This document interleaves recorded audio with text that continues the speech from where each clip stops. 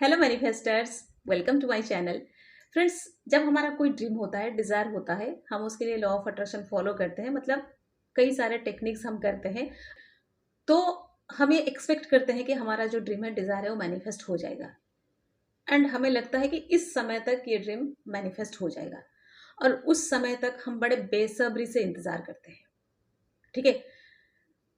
अगर कभी वो टाइम आगे बढ़ जाता है तो हम पेशेंटली फिर वेट करते हैं कि चलो इस समय नहीं हुआ, थोड़े दिन वेट कर लेते हैं, ड्रीम मैनिफेस्ट हो जाएगा।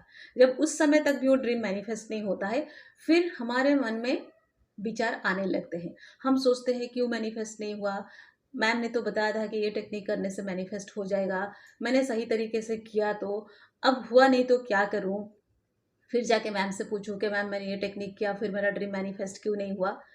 हम जब ये सारे चीज़ करते हैं, होता क्या है, हमारे मन में डाउट क्रिएट होता है, हमारे मन में डर क्रिएट होता है। एंड ये जो सारा चीज़ होता है, ये हमारे अंदर की नेगेटिविटी होता है जो धीरे धीरे बढ़ने लगता है।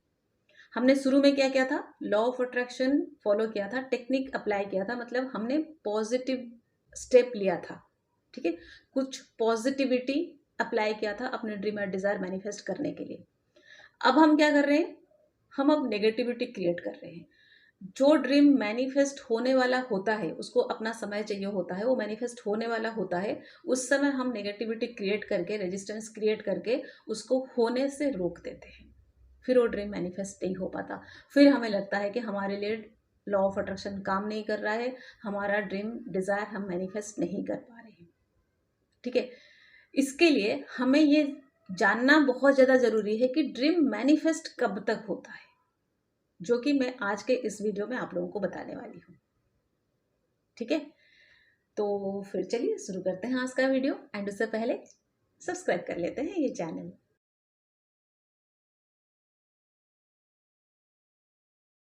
ओके, एक बात मुझे बताइए, अगर आप लॉ ऑफ अट्रैक्शन फॉलो कर रहे हो, इसका मतलब आपने सीक्रेट बुक पढ़ा होगा या फिर आपने सीक्रेट मूवी देखा होगा।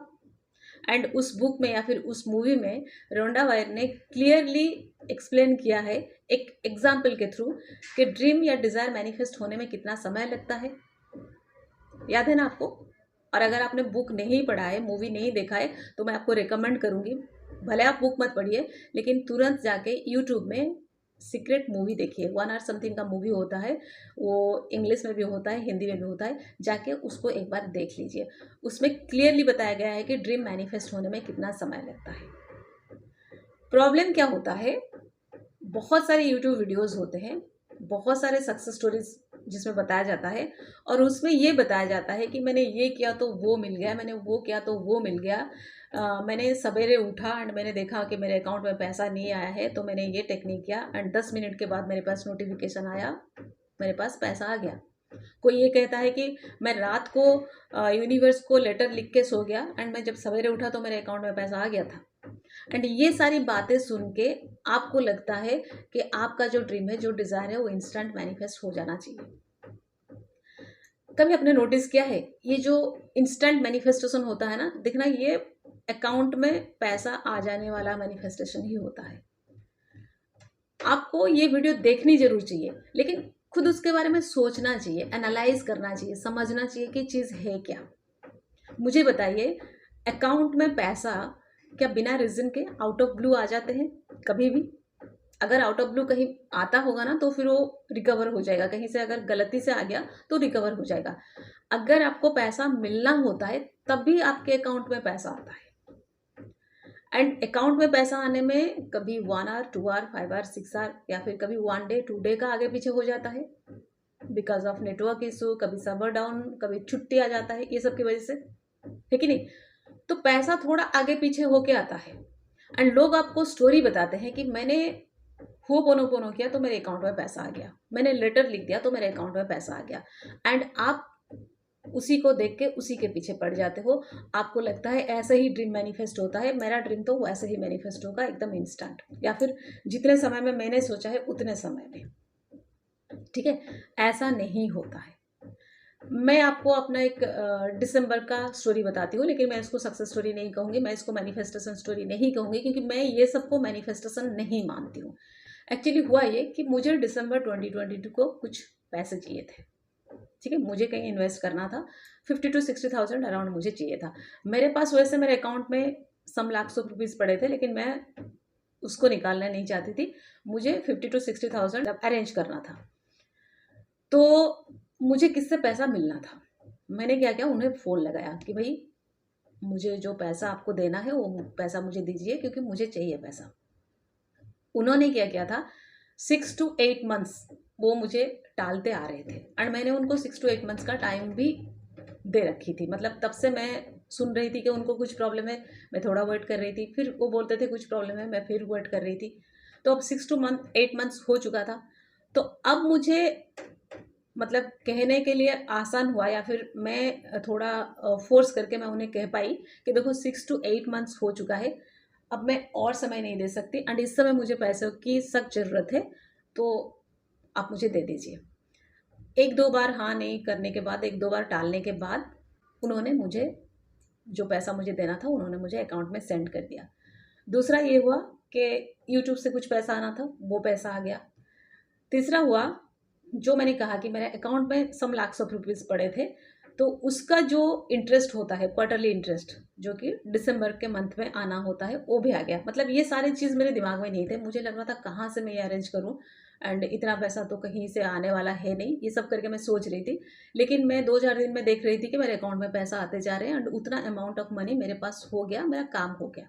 ठीक है, लेकिन मैं उसको मैनिफेस्टेशन क्यों नहीं कहती हूँ, क्योंकि देखो, अगर मेरे अकाउंट में कुछ पैसा है तो उसका इंटरेस्ट तो क्वार्टरली आना होता है। अब दिसंबर मंथ है तो लास्ट क्वार्टर का जो इंटरेस्ट वो तो आएगा ही। मैं यूट्यूब में वीडियो बनाती हूँ तो वहाँ से तो पैसा आएगा ही। अगर किसी ने मुझे 6 to 8 मंथ्स तक टाल रखा है, अब अगर मैं थोड़ा जोर दे के बोलूँ या फिर थोड़ा सीरियस होके मांगूँ कि मुझे चाहिए, एंड मुझे सच में चाहिए था, तो वो तो मुझे देंगे ही।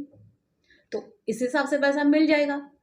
इसको मैं बोलूँ कि मैंने हुओपोनोपोनो किया, मैंने ये किया, मेरा ड्रीम मैनिफेस्ट हो गया, मैं एक मैनिफेस्टेशन स्टोरी या फिर एक सक्सेस स्टोरी डाल दूँ, आप लोग भर भर के उसको देखो, मुझे व्यूज़ मिल जाएंगे, मुझे सब्सक्राइबर मिल जाएंगे, मैं पैसा कमाने लगूंगी, आप लोग बायस्ड होने लगेंगे। ये मुझे करना नहीं था। ठीक है, तो आप लोग ना इस तरह से समझो चीज़ों को कि ऐसा होता है चीज़ें। मतलब इसको हम मैनिफेस्टेशन स्टोरी नहीं कह सकते, इसको हम सक्सेस स्टोरी नहीं कह सकते, इसको लॉ ऑफ अट्रैक्शन अप्लाई किया तब जाके ये मैनिफेस्ट हुआ, ऐसा नहीं कह सकते। आप इसको समझो। जो सीक्रेट बुक में या फिर सीक्रेट मूवी में जो बताया गया है कि ड्रीम कब तक मैनिफेस्ट होता है, जो एग्जाम्पल उन्होंने दिया है उसके ऊपर बात करते हैं। उन्होंने एक एग्जाम्पल दिया है कि एक आदमी एक एलिफेंट का पिक्चर देखता है, और वो देख के ऐसे कुछ सोचता है, जैसे कि उसके मन में आता है कि काश मेरे पास एक ऐसा एलिफेंट होता।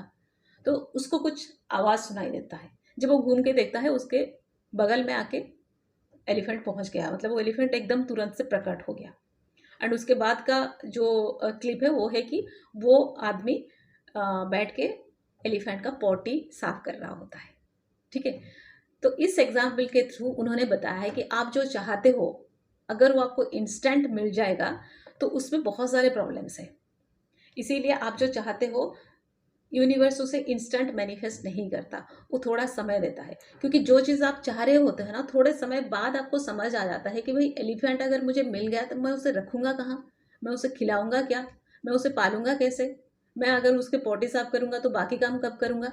ये थोड़े समय बाद आपको समझ आ जाता है। इसलिए यूनिवर्स आपका मन में जो ड्रीम आता है, जो डिज़ायर आता है, जो ख्याल आता है, उसे इंस्टेंट मैनिफेस्ट नहीं करता है।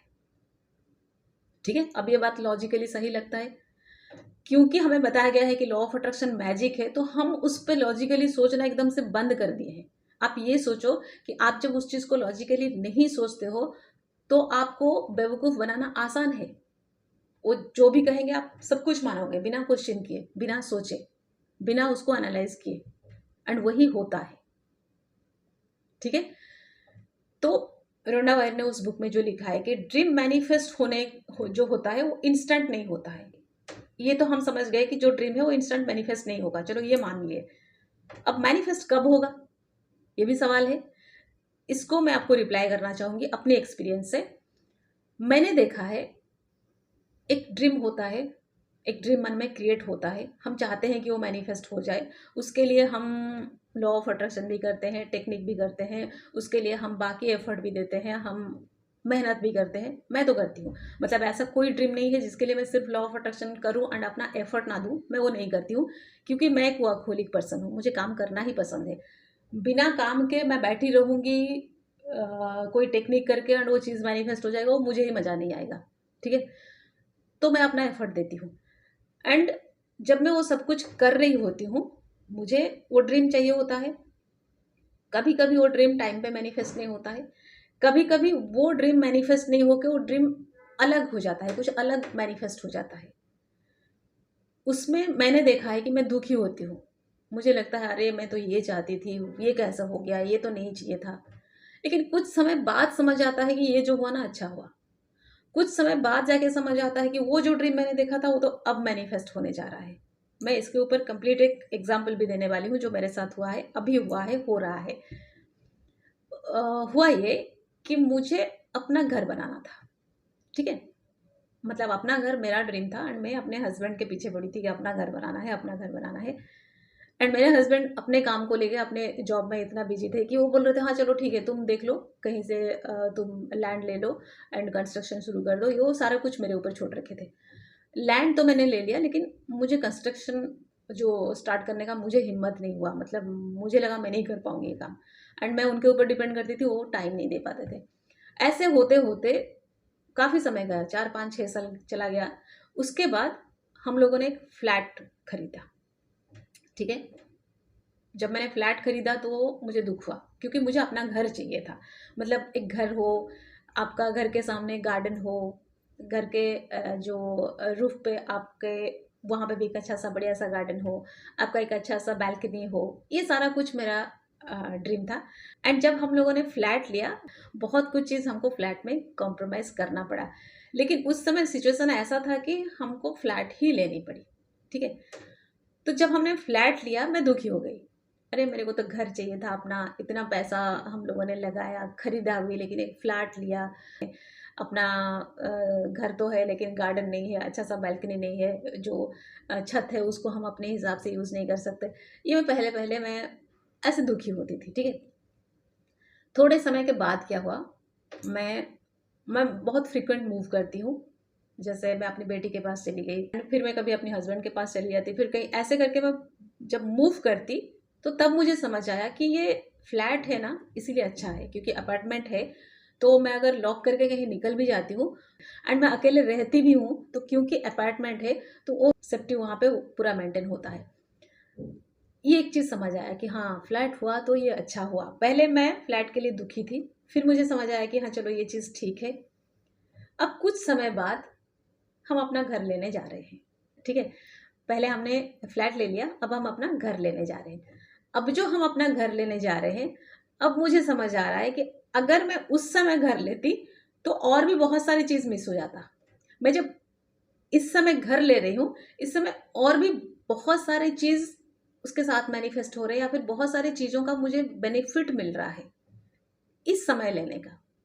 तो मैं उसको इस तरह से मानती हूँ कि जो हमारा ड्रीम होता है, डिज़ायर होता है, वो जब मैनिफेस्ट नहीं होता है या फिर कुछ अलग तरह से मैनिफेस्ट होता है, जैसे हमने चाहा वैसे नहीं होता है या फिर उसमें टाइम लगता है, भले हम दुखी होते हैं, भले हमें लगता है कि ये ड्रीम मैनिफेस्ट नहीं हुआ, लेकिन कुछ समय के बाद आके समझ आता है कि नहीं जो हुआ अच्छा हुआ। फिर कुछ समय बाद आके समझ में आता है कि ये ड्रीम अब मैनिफेस्ट होना सही है, ये उसका सही समय है। भले मैंने उस समय ड्रीम देखा था, भले मैं उस समय चाहती थी वो मैनिफेस्ट हो जाए, भले मुझे उस समय एक्सपेक्टेशन था कि अब होगा।